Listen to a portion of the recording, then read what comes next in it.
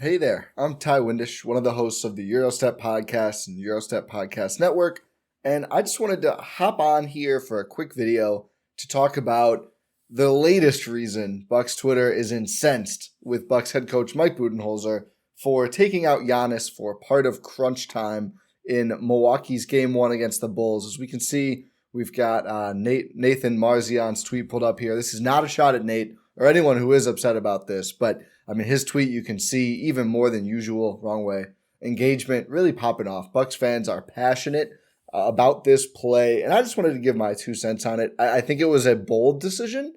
I don't think it was an indefensible decision. So as you can see, the situation here is highlighted. The Bucks are up 3, less than a minute to go with ball. Giannis not in the game. Giannis checked out on the previous possession with 5 personal fouls, and a lot of folks are saying, you know, you take a guy out with foul trouble, you're doing the same thing as if he gets fouled out, right? He doesn't get to play. It's a bad decision. I subscribe to that argument. I believe that. I think that is valid and true. I don't think it's as simple as just saying that in this situation, though. So let's hop over to the play-by-play real quick. As you can see, Giannis is checked out here with a minute and 24 seconds to go. Bobby Portis comes into the game. The Bucks are up 3 points. There's less than a minute and a half to play. Brook Lopez is at the line to shoot a free throw, another and one in the fourth quarter. I think that's a little bit being overlooked. If Brook makes that free throw after Giannis subs out, then the Bucks are up 4, aka 2 possessions with a minute and a half left. But he misses it. Oh well.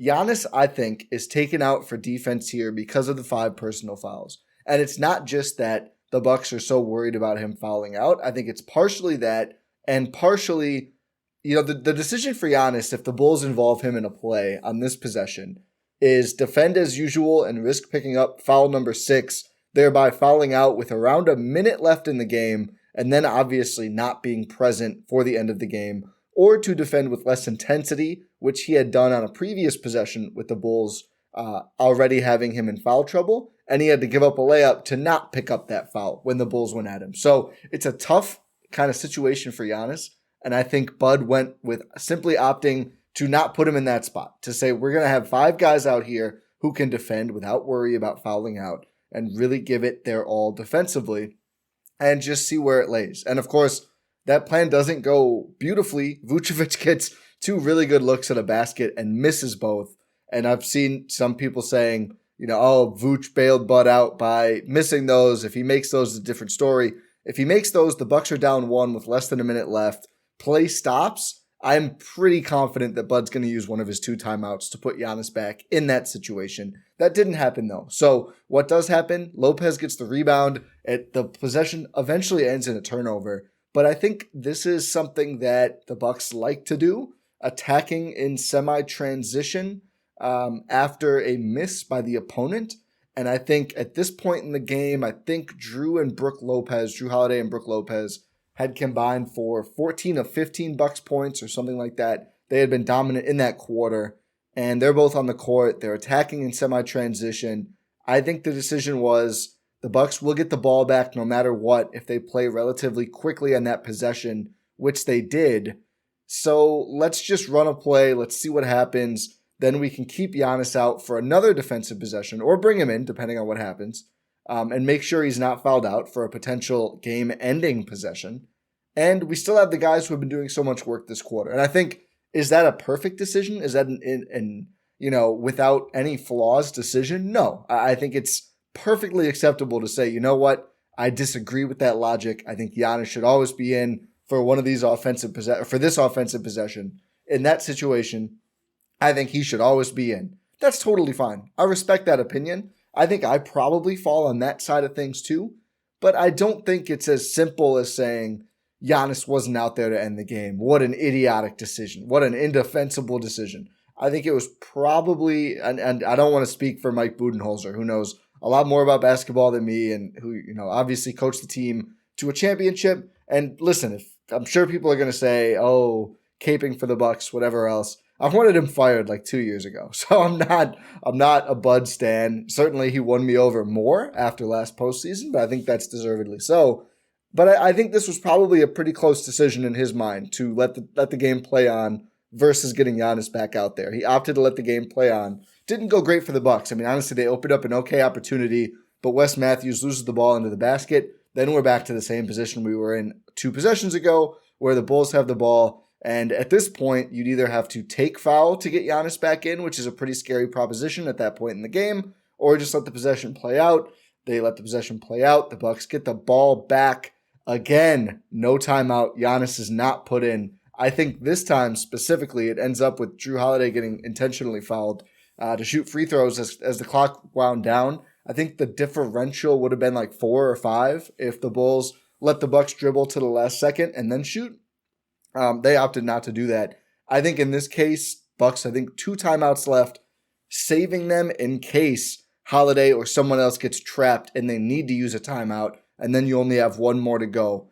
So that's why I think Giannis was not immediately put in after a timeout in that situation. I think that was kind of just a wait to see if they foul or if they trap. They go to trap, it doesn't work. They do foul. Then you get Giannis in without the timeout. As you can see, between free throws, Giannis checks back in for Bobby Portis. At this point, game pretty much out of hand, up 5 with 15 seconds left. The Bucks play good defense, make their free throws finally, and end the game with the win. So, again, I think it looks worse than it is to have Giannis out there for however many seconds that was, about a minute and change here. A minute and 9 seconds. I think it looks worse than it is. I think I see the logic behind the decision. And, to people who will watch this and really think about it and say, yeah, that was still the wrong decision, that's fine. I just don't think it was indefensible. I don't think it was Bud getting bailed out. I think he went with stuff that he likes to go with, getting the Bucks moving in semi-transition, not calling set timeouts, making sure they'd be able to attack a defense that wasn't totally set with players that they rely on to make plays. And it worked earlier in that game. I mean, Giannis didn't score in the fourth quarter, largely because of this foul trouble and having to sit out some. And Jrue and Brook carried the load. And I think Bud felt comfortable relying on that. So, and it worked eventually. I mean, it didn't work to perfection, but it worked out well enough for the Bucks. So certainly not saying that Bud is beyond reproach or a perfect coach. He is none of those things. But I thought this decision was just fine. I thought it was okay. And, given the circumstance, and also, there was the bit he mentioned liking getting Bobby Portis some reps in one of those situations. He's had a good season. He's improved his standing with the team. And more evidence of him being able to play crunch time defensively is pretty good, pretty useful for the Bucks. I don't think that's why Giannis was taken out of this game by any means.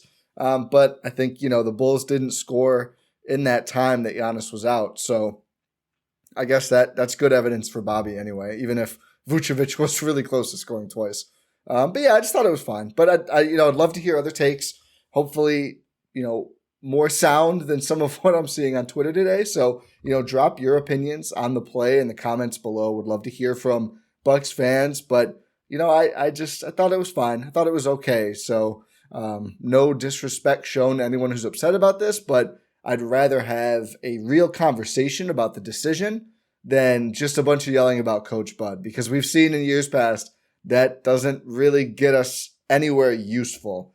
And I think certainly if you're ready to fire a coach after winning game 1 of a playoffs, that's probably not the most sound position. But, if you watched all the way through, thank you so much. Please subscribe. Follow me on Twitter at Ty Windish. Follow at Eurostep Podcast. Follow all the GSPN crew. Usually we have their info in the description down below here on YouTube. So, yeah, again, thanks for watching. And hopefully we don't have to do any more deep dives on controversial Bud decisions, but if we do have to, we'll do that.